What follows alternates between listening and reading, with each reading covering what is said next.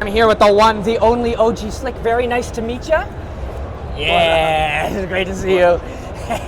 You've constructed a lot of your art and your brand identity over the idea of reiteration. A similar brand that sort of follows that same philosophy of reinterpretation is Bearbrick, which you got the chance to actually develop Bearbrick for. Yeah. So did that feel like the stars were aligning? How did that feel? Yeah, it's kind of crazy that it took close to 20 years to happen. I initially met them like close to 20 years ago in Japan through a mutual friend, Hikaru from Bounty Hunter. We've always tried to make something happen, but I just, for whatever reason, it couldn't happen. And then Extra Large tried to walk me in and do a collaboration, and it just didn't happen. Either, I don't know if they didn't like the graphic I submitted, or it was too controversial, or for whatever reason we couldn't nail down a graphic. But fast forward 20 years later, Ben, doing Designercon, he's like, I guess he's the man when it comes to Bearbricks in the United States. So he's like, Slick, if you still want to make it happen, I can make it happen. I was like, but I wanted to shortcut the line. I was like, dude, I want 1,000%. I don't want to do the 104. You gotta go big, go big, go home. He's like, no, but that's been my argument for 20 years with them. It's like, dude, I want 1,000. So it's just funny, like it just never happened. And now, finally, 20 years later, I'm just like, okay, you did it. You made it. So I got mixed emotions about it. I'm excited, but I was just like, damn, I wish it didn't take 20 years to happen, For the design process, did you have to work closer with Metacom to make that sort of thing happen? Or no. So yeah, there's a lot of compromises with this as well, what I could do and couldn't do. But fortunately, at this point in my career and my last collection that I did, a lot of my paintings have smileys and slaps. I took it back to old school. So yes. I was like, hey, let's take that pattern and put it on the bear. And of course, there's the Obey parody. Like instead of Obey, it says OG. And even the name of it, he's called Oji-san. And my wife is Japanese, and I know uncle in Japanese, like you're like wise uncle, or you're like Oji-san, Yeah. So I was like, okay, this is Oji-san, and I'm OG Slick. So there's a lot of things that came together to make this, because I'm the OG, this is Oji-san, and just so happy to finally see it happen, Whether it's the smiling face or very familiar cartoon hands, yes. You've learned how to basically take something and really make it your own. What was the hardest part of sort of riding that balance between the familiar and then your own personal voice?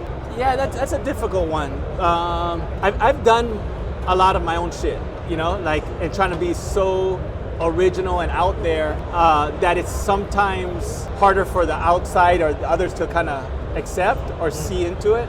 So in my experience is to take something that's popular and kind of flip it, because it's easier for them to digest, I guess. Especially with graffiti, it's so raw and oftentimes offensive. I found if I kind of disguise it with things people are used to seeing every day, it's easier for them to digest. And I like to put humor in all the work I do. Oh, absolutely. Because that's so important. I don't own the happy face, you know what I mean? Harvey Ball, rest in peace, invented the smiley.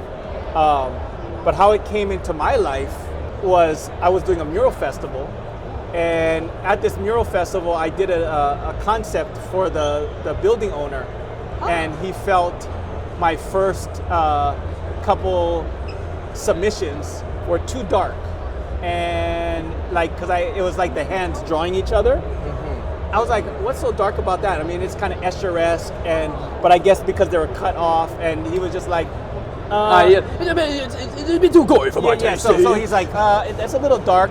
Can you do something happier?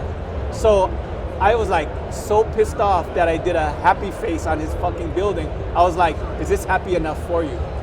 So that was the first initial smiley I've ever done, was a kind of a fuck you to the owner. Yeah, it's done out of spite. Yes. Done out of spite. Stick it to the man. You know what I mean? I stuck it to him, but everybody loved it. So now I'm the smiley guy, but it was really unintentional. I kind of like rolled into it. You know what I mean? And even the LA thing, like the whole LA and the gloves, it was that was inspired by gangs, right? Gangs throwing up the LA or throwing up their neighborhood, but me combining it with popular culture, with Mickey Mouse or whatever cartoon character you want to think whose hands they are, so be it. So I noticed that you made a lot of awesome stuff for many iconic brands. You made things for MTV, to the Microsoft that Zune, I don't know, even all the way to like the Red Hot Chili Peppers in '89. Yeah. So you've been around for a very long time, Yes. doing things for a lot of I people. have. Yes. What is your fondest memory working for like any of these companies or projects?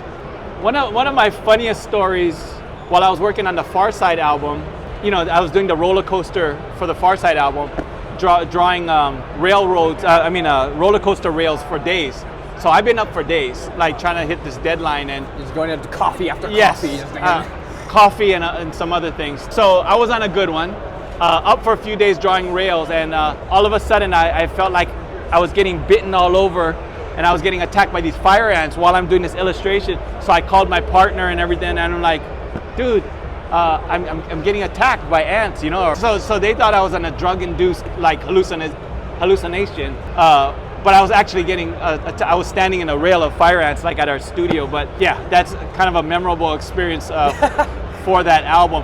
When I was late, the deadline for that album was coming up, and I was supposed to turn in the album.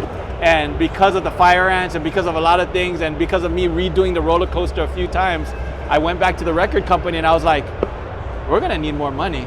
And I just remember them at Delicious being so upset, like, because they needed to turn in the album. It was like one of those like movies where the guy was like pissed off and like, you'll never work in this town. Yes, yeah. Fortunately, yeah, I didn't do that many album covers after that. He was actually right.